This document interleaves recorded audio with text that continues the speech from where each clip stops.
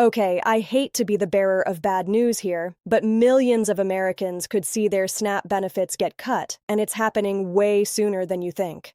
Now, there's a lot of misinformation flying around social media right now, so I read through the actual federal policy documents so you don't have to. And what I found is honestly concerning, but here's what you need to understand. This isn't about work requirements like everyone's talking about. This is about state error rates and the federal government cracking down hard on states that have been making too many mistakes. Hey friends, if you're new here, welcome. This channel is all about helping you navigate government benefits, understand policy changes before they hit your wallet, and figure out how to protect yourself when Washington makes big moves. And trust me, this is a big move. Look at this headline. SNAP benefits will soon be tied to error rates. These states are in the biggest trouble. Only 8 states, that's right, would receive full funding if this went into effect today. That means 42 states are scrambling right now to fix their error rates or face massive funding cuts. And guess who ultimately pays the price? You do. Before we dive into which states are affected and what this means for your family, let me tell you about something that could help. So, here's what's going on. And I need you to pay close attention because this is not what you've been hearing on social media. The federal government has told states, stop making so many mistakes or lose funding for food assistance.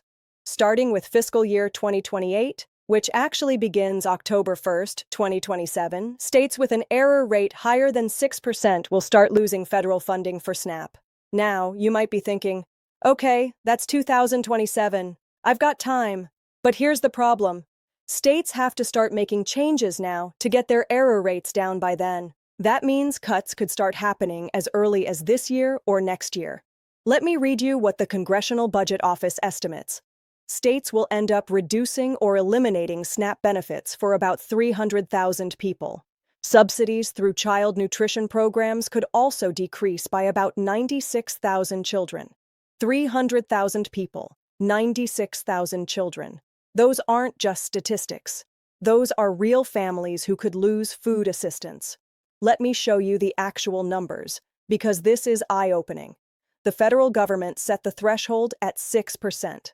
Let me tell you where states actually are. Alaska, 24.66% error rate. That's the highest in the nation. Just to give you perspective, their error rate the year before was 60%. They've improved, but they're still way above the threshold. States in serious trouble. Georgia, 15.65%. Florida, 15.13%. New Mexico, 14.61%. Oregon, 14.06%. New York, 14.09%. States still over the line.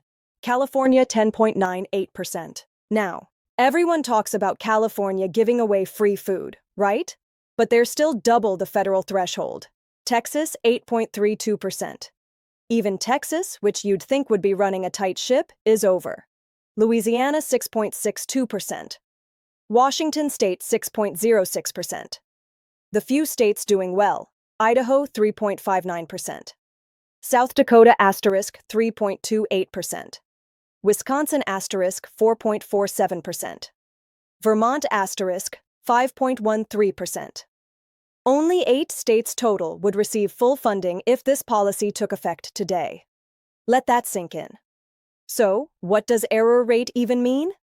The error rates include both overpayments and underpayments. But here's the thing. Overpayments are far more common. That means states have been giving people more money than they're actually eligible for. Now, this is where it gets really concerning for you personally. Let's talk about what this actually means for your benefits. There are essentially 3 groups of people who are going to be affected.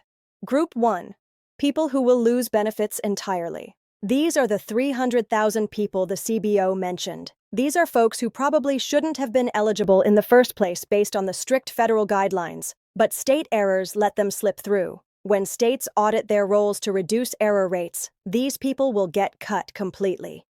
Group 2, people who will see major benefit reductions. This is probably the biggest group, and you might be in it without even knowing. Let me explain with an example. Let's say you've been getting $400 a month in SNAP benefits.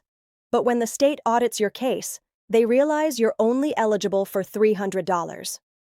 You've been receiving that extra $100 every month for the past year. Here's the scary part. The Trump administration is not telling states, "Oh, well, that was our mistake. Don't worry about it." No, they're saying that overpayment needs to be paid back. Group 3, people who will face benefit clawbacks. This is where it gets really tough. Let's say you were getting $400 but should have been getting $300. That's $100 a month overpayment over 12 months. That's $1.200 the state overpaid you. They're going to want that money back. How are they going to get it back? Most likely, they're going to reduce your future benefits.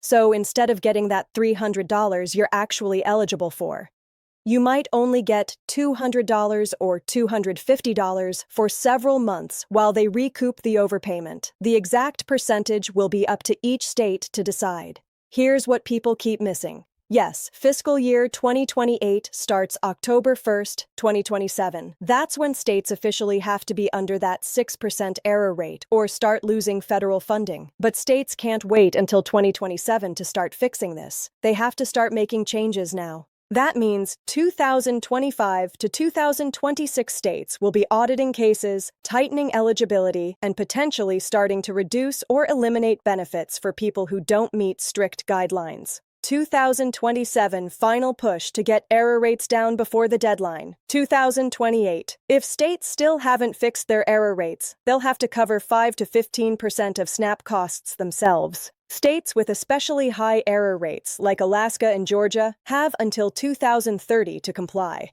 But that doesn't mean they're not going to start cutting benefits now. And there's another wrinkle to this. As of right now, the federal government is in a shutdown situation. What does that mean for your benefits? Come November 1st, your SNAP benefits could be delayed. That's a separate issue from the error rate problem, but it's another thing you need to be aware of. Here's what's really driving this. The Trump administration has made it clear they believe states have been abusing federal funding for the past 4 years. The Department of Government Efficiency, DOGE, is still actively looking for what they call waste, fraud, and abuse in federal programs. SNAP is just one program under the microscope.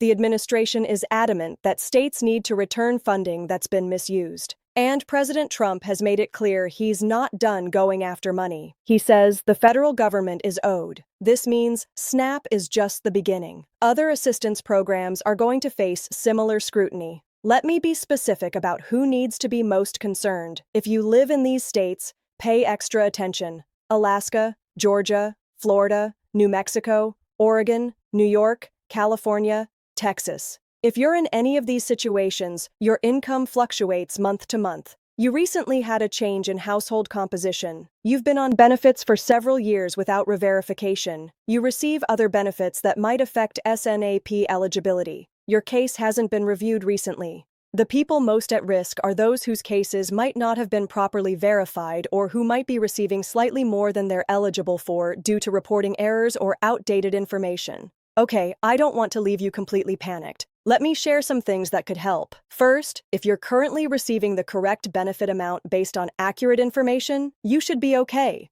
The states are primarily targeting errors, not people who are legitimately eligible. Second, you have appeal rights. If your benefits get reduced or eliminated and you believe it's wrong, you have the right to appeal the decision. You typically have 90 days to file an appeal. Third, there are other food assistance programs that aren't tied to SNAP. Food banks, community meal programs, and local assistance programs can help fill gaps. Fourth, being proactive can protect you. Update your information now before they audit your case. Here's your action plan. And I'm serious. Do this as soon as possible. Step 1. Verify your benefit amount is correct. Log into your state's benefits portal or call your local office. Ask them to review your case and confirm you're receiving the correct amount based on your current situation. If there's an error, it's better to catch it now than have them catch it later and demand repayment. Step 2. Update all your information. If your income changed, if someone moved out of your household, if anything changed, report it now. Yes, it might reduce your benefits, but it's better than facing a clawback later. Step 3. Keep documentation. Save all your notices. Keep records of your reports and document every interaction with your SNAP office. If there's a dispute later, you'll need this. Step 4. Check your state's error rate. Look at that list I shared. If your state has a high error rate over 10%, expect more aggressive auditing and be extra careful about keeping your information current. Step 5. Build a backup plan. Start identifying food banks and other resources in your area now. Have a plan for how you'll feed your family if benefits get reduced. I know that sounds harsh, but being prepared is better than being caught off guard. Step 6. Look into other programs. Are you eligible for WIC? What about free or reduced school meals for your kids? What about senior food programs if you're over 60? Don't put all your eggs in the SNAP basket. Look, I need to be honest with you about something. There's a lot of political rhetoric around this issue. Some people say these error rates prove there's widespread fraud in SNAP. Other people say the error rates are mostly technical mistakes and innocent reporting issues, not fraud. The truth, it's probably both. Yes, there are some cases of actual fraud, but there are also a lot of cases where people made honest mistakes, didn't understand the rules, or where the state made data entry errors. But here's what matters for you. Regardless of whether the error was fraudulent or innocent, if you've been overpaid, the state is likely going to want that money back. Fair or not, that's the reality we're dealing with. I cannot stress this enough. If there's even a possibility that you're receiving more benefits than you're eligible for, you need to address it now. Don't wait for them to catch it. Yes, it might mean your benefits go down, but that's better than receiving a big overpayment bill later, having future benefits drastically reduced to repay the overpayment, potentially facing fraud charges if they decide the overpayment was intentional. I'm not trying to scare you. I'm trying to protect you. Here's the bottom line. This is real. It's happening, and it's going to affect millions of people. The 2028 deadline isn't as far away as it sounds because states need to start making changes now. If you're in one of those high-error states, Alaska, Georgia, Florida, New Mexico, Oregon, New York, California, Texas, be extra vigilant. Your state is under pressure to dramatically reduce errors, which means aggressive auditing and likely benefit cuts. But you're not powerless here. By staying informed, keeping your information current, and being proactive about your case, you can protect yourself from the worst of this. If this video helped you understand what's actually happening with SNAP benefits, please hit that subscribe button and turn on notifications. I'm monitoring these policy changes constantly, and I'll keep you updated as things develop. Drop a comment below and let me know. What state are you in? Are you worried about your benefits?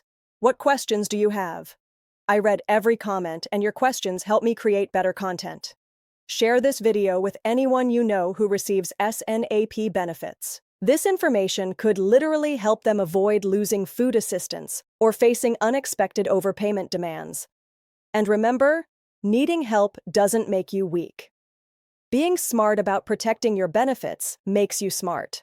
There's no shame in government assistance, but there is wisdom in making sure you're getting what you're actually eligible for and not setting yourself up for problems down the road. Stay informed, stay prepared, and take care of each other. I'll see you in the